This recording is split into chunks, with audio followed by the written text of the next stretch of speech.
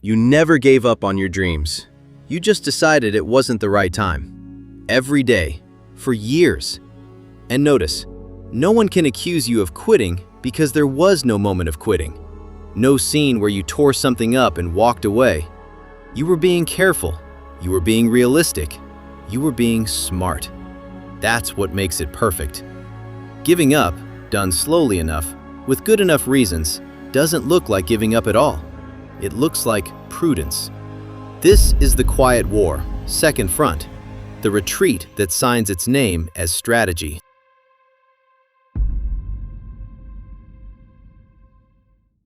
You know the vocabulary. You built it. It's not the right time. I need more experience first. I'm still doing my research. When things settle down, I'm just being realistic. Listen to those sentences. Every one of them sounds like a decision. Not one of them is. A decision closes something. A yes, a no, a date. These sentences close nothing.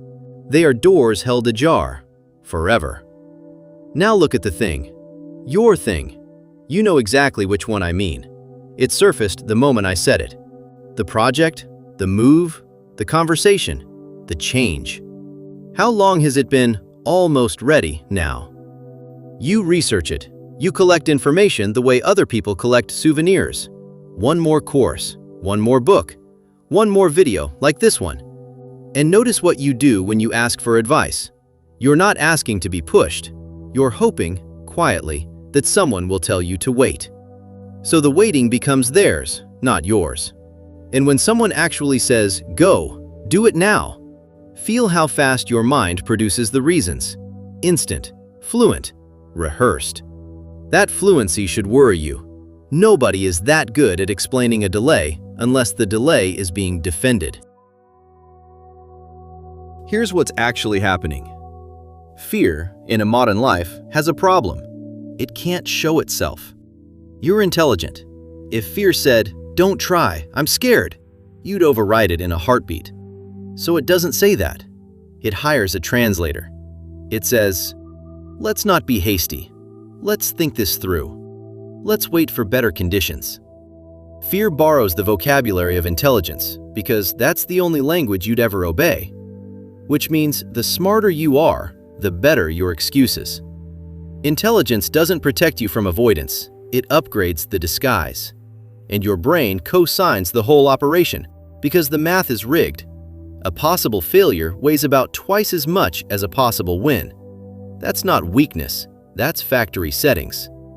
So every day the same calculation runs, an uncertain outcome against the certain immediate relief of postponing. And relief wins. Not because waiting is right, because relief is now. And now always negotiates from strength. So avoidance pays you every single time. You postpone and the tension drops. And here's the cruelest part. That drop feels like clarity. I've thought it over. No, you haven't thought it over. You've sedated it and called the sedation analysis. Now, there is such a thing as real prudence. Here's how you tell them apart. Real prudence has terms, a date, a number, a condition. It says, not yet because of X, and when X changes, I move. Fear's conditions have no terms. They're movable. Every time you approach them, they slide. The right time is a horizon.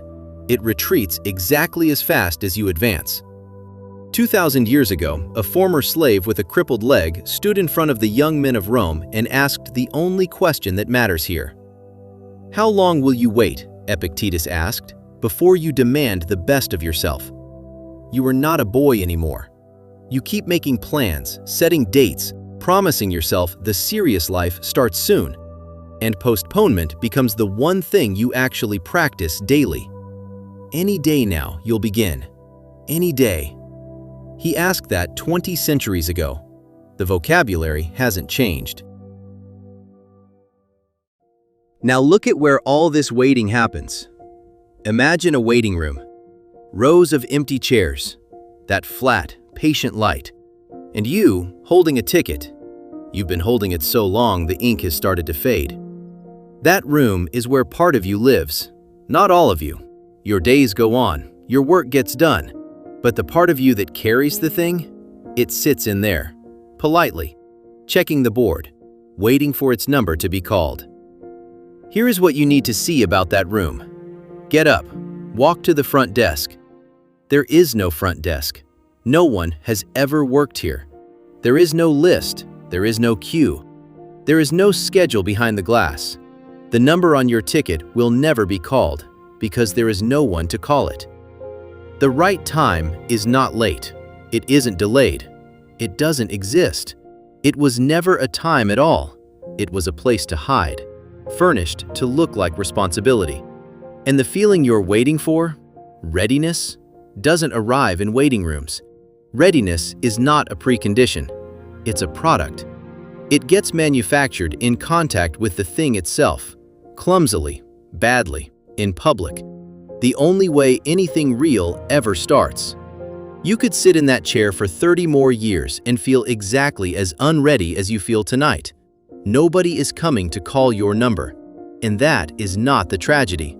That's the way out. Because if no one calls the numbers were never the rule. You can stand up whenever you want.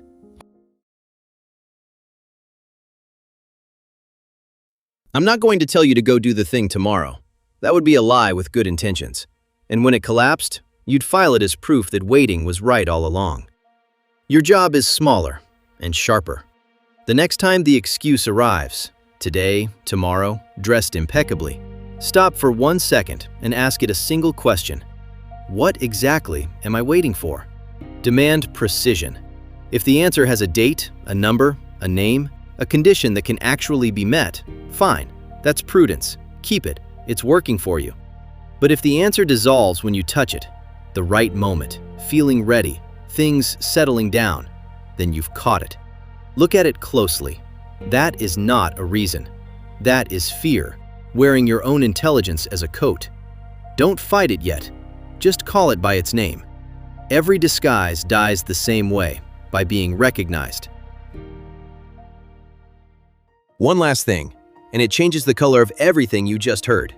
That thing you've been postponing, it's still here. After all these years of later, it never left. And that's the detail we're staring at. Dead dreams don't hurt. Dead dreams don't need excuses, or research, or waiting rooms. This entire apparatus exists for one reason only, because the thing is still alive. You only guard a door when there's something behind it. So no, you never gave up. That part was true after all. The ache is the proof. And you're not alone in that room. Almost everyone you know is sitting in one just like it, holding their own faded ticket. The difference, as of today, is that you looked up and saw there's no counter. That's how you leave the room. You see it.